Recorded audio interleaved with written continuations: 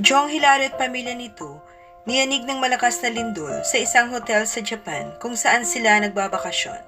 Pero bago pong ating balita, huwag pong kakalimutan mag-subscribe sa ating channel at pindutin ang notification bell para lagi po kayo updated sa ating mga balita.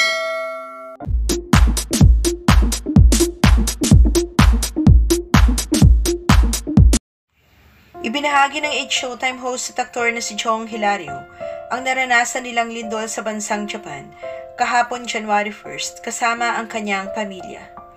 Sa bidyong ibinahagi ni Jong Hilario ay maririnig ang boses ng kanyang asawa at si Sarina. At maririnig dito na nauuga ang building. Sinabi rin ni Jong na nasa 22nd floor sila ng isang hotel kung saan sila naka-check-in.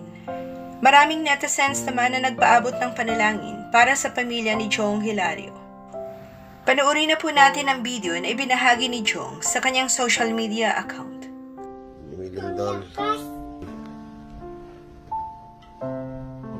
Lakas.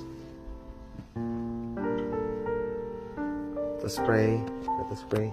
Father, Son, Holy Spirit. Amen. Baba tayo, Ma'am. Hindi ka pwede bumaba. Hindi mag-ano yung lakas.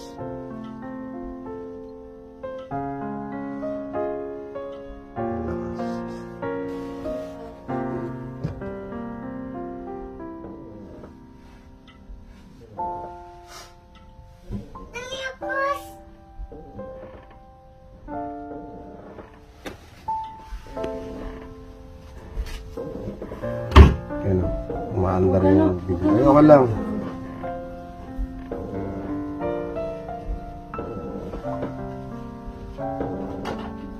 Rinig yung langit-ngit.